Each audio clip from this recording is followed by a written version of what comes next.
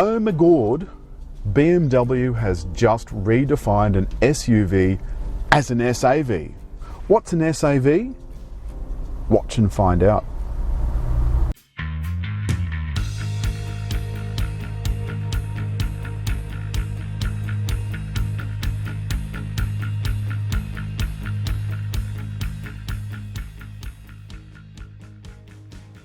I'm Alan Zervis, and this is the BMW X3.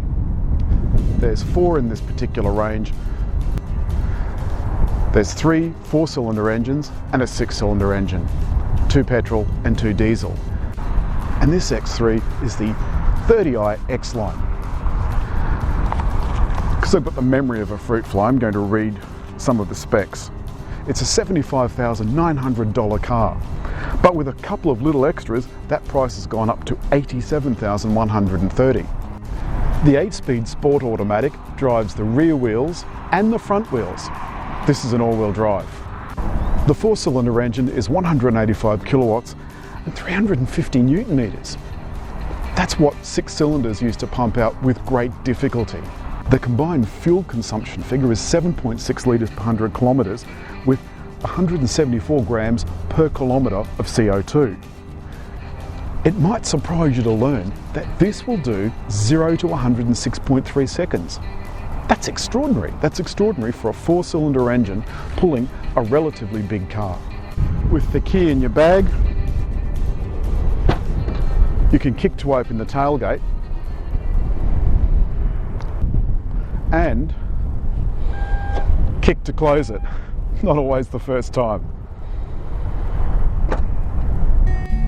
We can start with this excellent 360-degree camera.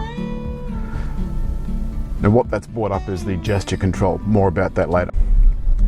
What that 360-degree camera allows you to do is select which view you would like. Rear, side, other side, front, and that's looking from kind of towards the car. It's just amazing. This car also has automated parking. The main thing to note about an X3 is that it is just like a 3 Series to drive.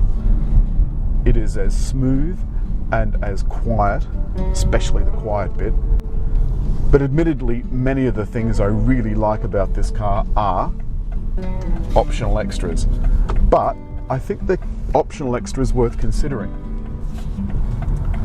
The 360-degree camera and automatic parking, for example, are amazing.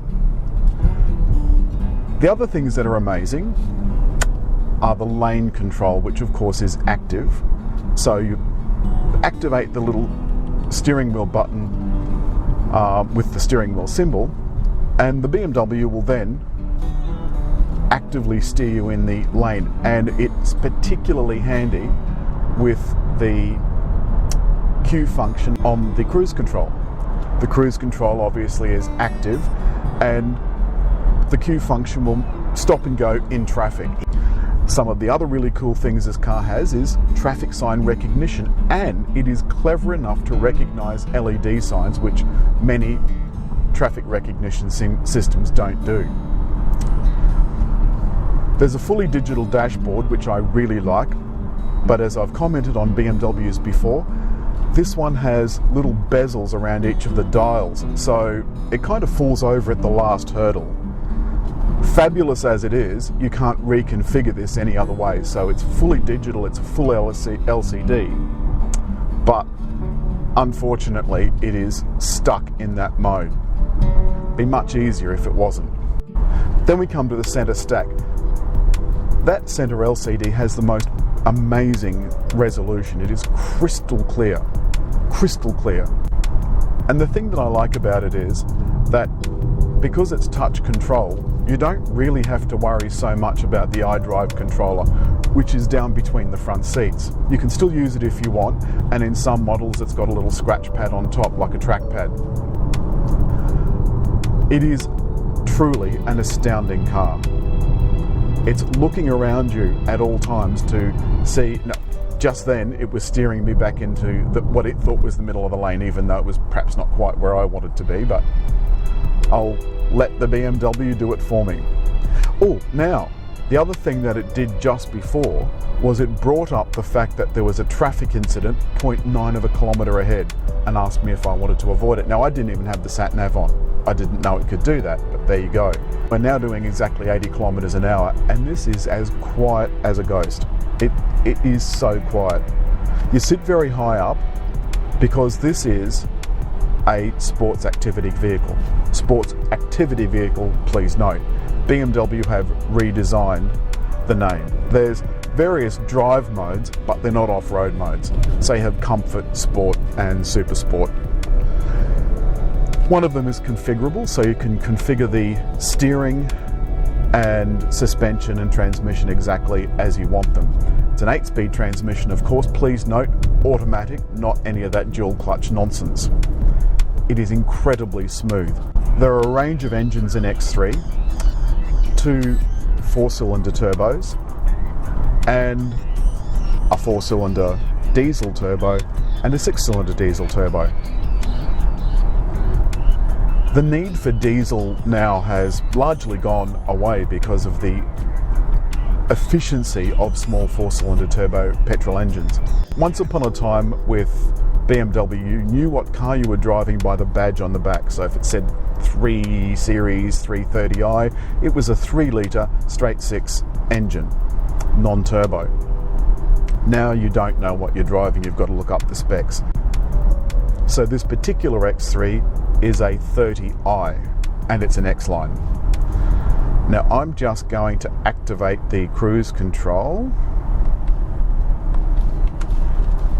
Now this is now keeping me a set distance from that car in front, and I can change the distance with this bottom button on the steering wheel. I love the way this car is laid out. I think the interior is just delicious. And not only is the interior luxurious, but it is incredibly comfortable. It's a sports activity vehicle, so the kind of person who's going to use it is the kind of person who would once have bought a 3 Series. So it won't be the sort of person that wants to pull a horse float or probably anything else for that matter. You could pull a small trailer if you wanted to, but I'm not sure why you'd want to. Get somebody else to do it. I'm going to rate X3 at 8.5 out of 10. And the reason that it lost a few points is that it doesn't have CarPlay as standard. Yes, this superb stereo, which by the way has been upgraded, sounds extraordinary. It is just brilliant. And it does have digital radio, which of course is an option. And it loses another point because there are so many options, and they're really expensive options too. So you have to ask yourself, is it worth ticking some boxes? Yes, it is. I love this wood grain, and in the sun it really sparkles. Wood grain got a bad rap because so much of it was plastic, but this is the real deal. Most of the time the ride on these 20-inch wheels is pretty good, but for the times when you encounter an imperfection in the road, it really clunks in the cabin. Now remember, BMWs run on run flats. So in summary, you have an activity vehicle that you could use every day. It is an everyday driver. The steering is sharp, the brakes are precise, the ride is superb most of the time, the interior is delicious. I like the fancy headlights with their adaptive high beam. There really isn't anything to complain about. If you ticked all those boxes, you're going to get a car that is top of the line. And as always, hit the little round symbol and subscribe, wherever that is on the screen.